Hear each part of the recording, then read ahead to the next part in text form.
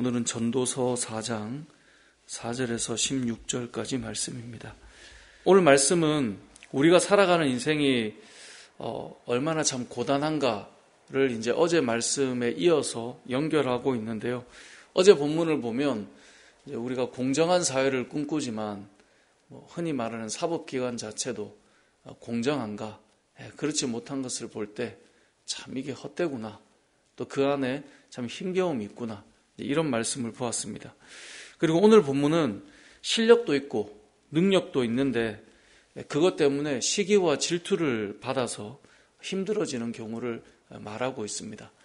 우리가 세상을 살아가면서 늘 참 좋은 이야기들을 꺼내보지만 실상 우리의 사람들의 마음은 늘 이렇게 좋은 방향으로만 가는 것은 아니다라고 하는 것을 참 많이 경험합니다.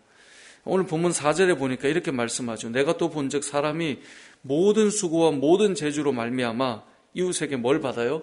시기를 받으니라고 되어 있습니다. 그래서 그 수고하고 재주가 있는 것이 시기를 받고 이러니 참 이것도 헛되네 라는 생각을 하는 거죠. 오늘 본문에서 이제 이 재주라고 하는 단어는 원어로 보면 성공이라고 하는 단어가 조금 더 잘된 저는 번역이라고 생각하는데요. 아마 우리말 성경의 여러 번역본들을 보면 성공이나 성취라고 하는 단어로 번역한 성경들도 많습니다. 그러니까 우리가 모든 수고를 쏟아붓고 그래서 여러 가지 성공을 했는데요. 그게 사람들이 다 기뻐하고 즐거워하는 건 아니라는 거예요. 마음을 다해서 성공을 축하해 주는 것 같지는 않더라는 거죠. 결국은 한켠에는 싫어하고 그게 좀 좋지 않은 거예요. 누가 잘 되면 왜 우리 속담에도 사돈이 땅을 사면 배가 아프다 이런 말을 하는 것처럼 뭔가 잘 되면 좋아해 줄 것 같지만 은근한 시기와 싫은 마음들이 주변에는 일어난다라는 거예요. 그래서 예전에 어느 글을 보니까 그런 말이 있더라고요. 사람들은 성공을 축하해 주는 것보다 슬픔을 위로해 주기를 더 좋아한대요. 그러니까 다른 사람이 안 된 거 볼 때 측은하게 여기는 거는 아니 당연히 그래야지라고 하면서 하는 게 쉬워요. 뭔가 무너진 사람에게 위로하는 건 쉬워요. 근데 잘 되고 승승장구하는 거를 마음을 다해 기뻐하는 거는 이 사람이 더 어려워한다는 거예요. 어찌 보면 좀 그럴 수도 있는 것 같아요. 같이 뭔가가 일을 준비하다가 한 사람은 잘 되고 한 사람은 안 되면 그 잘된 이야기를 막 할 수 있습니까? 그 사람 힘들까 봐 말 안 하잖아요. 저도 예전에 이렇게 청소년 사역을 할 때는 이제 고3들 이제 시험을 보고 나면 이제 대학을 가는 친구도 있고 못 가는 친구도 있잖아요. 합격한 친구들이 합격했다라고 막 말하기가 어려워요. 왜냐하면 그게 안 된 친구들이 있으니까. 그러니까 뭔가 잘된 이야기들이 막 이렇게 이야기되는 것은 쉬운 건 아닙니다. 그러니까 오늘 본문에 나오는 이 4절 말씀이 어찌 보면 우리가 여러분들이 직장에서 사회생활을 하면서 참 많이 겪을 수 있는 이야기 아니겠습니까? 참 잘하는데 어떤 포지션 때문에 오히려 시기를 받고 그것 때문에 미움을 받고 이런 일들이 있다 보니 도대체 이게 내가 참 잘하고 있는 건가? 이제 그런 마음이 드는 거죠. 근데 반대로 그렇게 아무것도 하지 마 그냥 이라고 하는 사람도 있어요. 그게 5절이에요. 우매자는 팔짱을 끼고 있으면서 자기 몸만 축내는도다. 그러니까 아예 그냥 극단적으로 어리석게 아무것도 안 하고 그냥 앉아서 축내는 사람들도 있다라는 거예요. 뭐가 중요하냐? 6절에 보면 두 손에 가득하고 수고하며 바람을 잡는 것보다 두 손에 가득하다는 것은 뭔가 열심히 해서 성공해서 많은 것들을 누리는 거예요. 근데 그렇게 해서 시기를 받고 다른 사람의 질투를 받는 것보다 한 손에만 가득하고 평온한 게 더 낫다라고 6절에 말씀해요. 그러니까 우리가 살면서 많은 것을 가지는 것 때문에 시기를 당하고 다른 사람에게 질투를 당하고 관계에 어려움을 받는 것보다 차라리 한 손만큼 가득한 게 오히려 그게 마음에 평안이 있고 그게 더 낫다라고 오늘 본문은 말씀하고 있습니다. 그러니까 세상을 살면서 성경은 이렇게 말합니다. 많은 것들을 엄청나게 쌓아놓아서 우리가 평안하고 기쁨을 누리는가? 오히려 그렇지 않다라고 말씀하고 있습니다. 예전에도 이 아굴의 기도를 한번 말씀드린 적이 있는데요. 잠언 30장에 보면 아굴의 기도가 나옵니다. 한번 찾아봤으면 좋겠습니다. 여러분 다 아시겠지만 잠언 30장, 전도서 바로 앞이 잠언이니까요. 잠언 30장 7절을 한번 가보겠습니다.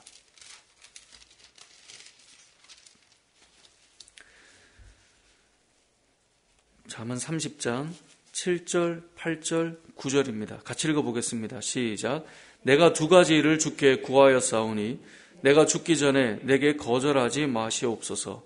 곧 헛된 것과 거짓말을 내게서 멀리하옵시며 나를 가난하게도 마옵시고 부하게도 마옵시고 오직 필요한 양식으로 나를 먹이시옵소서. 혹 내가 배불러서 하나님을 모른다 여호와가 누구냐 할까 하오며 혹 내가 가난하여 도둑질하고 내 하나님의 이름을 욕되게 할까 두려워함이니이다. 아멘. 여기 보면 아굴이라고 하는 사람이 30장 1절이죠. 야게의 아들 아굴의 자문이니 그가 하나님 앞에 구하는 두 가지가 있습니다. 그게 무엇이냐면 첫 번째는 헛된 것과 거짓말을 멀리하는 온전한 삶을 살고 싶은 것이 첫 번째 그의 기도 제목이고, 두 번째 기도 제목은 8절에 보니까 가난하게도 마옵시고 부하게도 마옵시고 오직 필요한 양식으로 나를 먹여주십시오. 왜 이렇게 구했냐? 내가 너무 배가 부르면, 9절에 너무 부해서 배가 부르면 하나님 모른다 여호와가 누구냐 할까 하오며. 왜 사람이 그렇지 않습니까? 배부르고 등 따시고 살만하고 이럴 때 우리는 하나님을 떠나는 경우들이 참 많지 않습니까? 하나님이 누구냐? 그분이 나에게 무슨 필요가 있느냐라고 할까 하오며, 또 혹 내가 너무 가난하면 어떻게 됩니까? 도둑질하고 하나님의 이름을 욕되게 할까 두렵다라는 거예요. 그러니까 너무 부하게도 마시고 너무 가난하게도 마시고 늘 필요한 양식을 저에게 허락해 주십시오.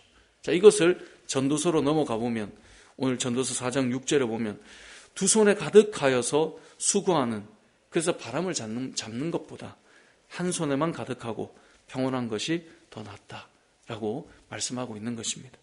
7절 이하의 말씀에 보면 홀로 된 자의 불행을 설명하고 있습니다.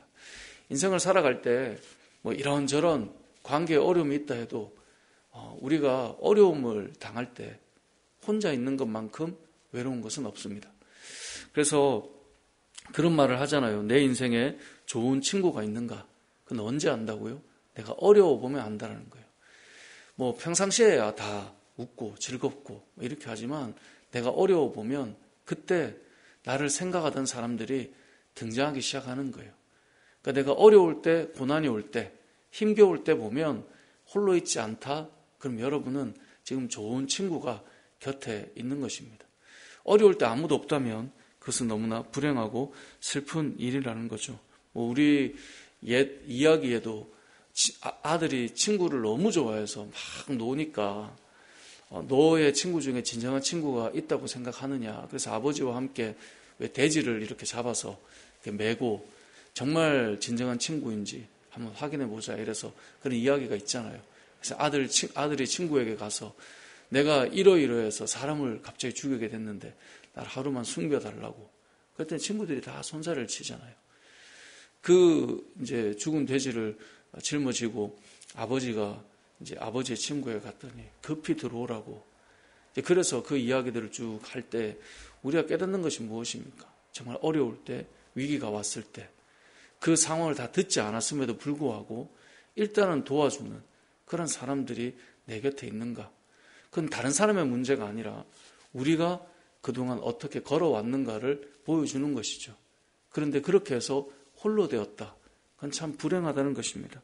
그래서 오늘 본문에 보면 9절에 두 사람이 한 사람보다 나음은 그들이 수고함으로 좋은 상을 얻을 것임이라. 그 위에 8절에도 보면 홀로 있는 것이 얼마나 헛되고 불행한 것인가. 그리고 10절에도 보면 혹시 그들이 넘어지면 하나가 그 동물을 붙들어 일으켜리니와 홀로 있어 넘어지고 붙들어 일으킬 자가 없는 자에게는 화가 있다. 여러분의 삶이 누군가가 여러분이 넘어졌을 때 일으켜주는 자가 있다. 그건 참 귀한 삶을 살아왔던 것이고 또 그것은 정말 감사할 일일 것입니다. 11절에 보면 두 사람이 함께 누우면 따뜻하거니와 한 사람이면 어찌 따뜻하겠느냐. 그래서 12절에 한 사람이면 패하겠거니와 두 사람이면 맞설 수 있나니 세 겹줄은 쉽게 끊어지지 아니하느니라. 우리가 이 땅을 살아갈 때 우리가 홀로 걷는 삶은 아무리 잘나 보여도요, 이겨내기 어렵지만 내가 볼 때 참 대단하지 않아 보인다라고 할지 몰라도 두 사람이, 세 사람이 함께 있으면 그게 엄청난 힘이 되는 것입니다. 그래서 우리가 신앙생활을 하며 살아가는 사람들은 좋은 관계를 만드는 사람들입니다. 그걸 알기 위해서는 여러분들이 여러분의 삶 속에 여러분이 어려울 때 내가 혼자가 아니구나 느끼고 있다면 그것은 잘 걸어가고 있는 삶이다라고 볼 수 있겠죠. 특별히 오늘 본문에 나오는 이 세겹줄이라고 하는 것 때문에 이 교회들마다 세겹줄 기도 이렇게 해서 사람들이 짝을 짓고 그렇게 기도하고 이런 교회들이 많이 있죠. 우리 교회도 초창기에 한 2회 정도 이렇게 세겹줄 기도를 했었죠. 그래서 서로를 위해 기도하고 만나서 이야기도 듣고 또 차도 마시고 그랬던 기억이 나는데요. 우리가 결국 돌아보면 누군가와 함께 기도할 수 있는, 그리고 나눌 수 있는 사람이 있다. 그것은 신앙생활에 있어서 정말 중요한 부분입니다. 그러니까 이게 잘 안 되다 보니 이제 마음들이 잘 열리고 이런 과정들이 좀 어렵다 보니 이제 그런 부분들도 어려워질 수도 있지만 결국은 보면 함께 가는 누군가가 있다는 것은 너무나 중요하다라는 것을 우리가 기억해야 합니다. 13절부터의 내용은 가난해도 지혜로운 젊은이가 늙고 둔하여 경고를 더 받을 줄 모르는 왕보다 낫다. 우리가 보면 딱 맞지 않습니까? 지혜로운 젊은이가 경고를 받을 줄 모르는 왕보다는 훨씬 낫겠죠. 그런데 이 내용을 읽어보면요, 그 지혜로운 젊은이가 결국에는 나중에는 왕의 자리에 서게 될 거다 이 말이에요.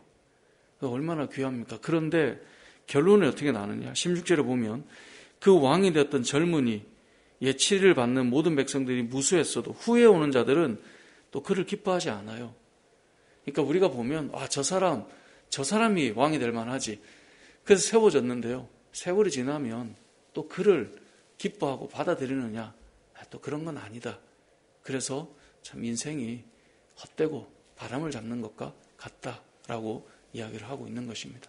말씀을 맺겠습니다. 오늘 본문에서 우리가 2가지를 기억했으면 좋겠습니다. 첫 번째는 우리의 수고와 성공과 능력과 이것을 모두가 좋아할 것 같지만 사람은 그 가운데서도 시기하고 질투하는 세상을 우리는 살아가고 있기 때문에 때로는 우리는 2손 가득한 것보다 한 손이 가득하고 마음이 평안하며 사람들과 좋은 관계를 맺어가는 것이 더 귀하고 가치 있다라고 하는 것을 기억해야 되고, 또 한 가지는 홀로 된 삶은 힘겹다는 거죠. 그것은 불행이라는 거예요. 오늘 본문을 보면. 그래서 이 세겹줄은 쉽게 끊어지지 않는다고 했는데 여러분의 삶 속에 영적인 또 좋은 믿음의 친구들이 잘 세워져서 흔들리지 않고 끊어지지 않는 귀한 믿음의 삶을 살아가는 저와 여러분 되시길 주님의 이름으로 축복합니다. 아멘.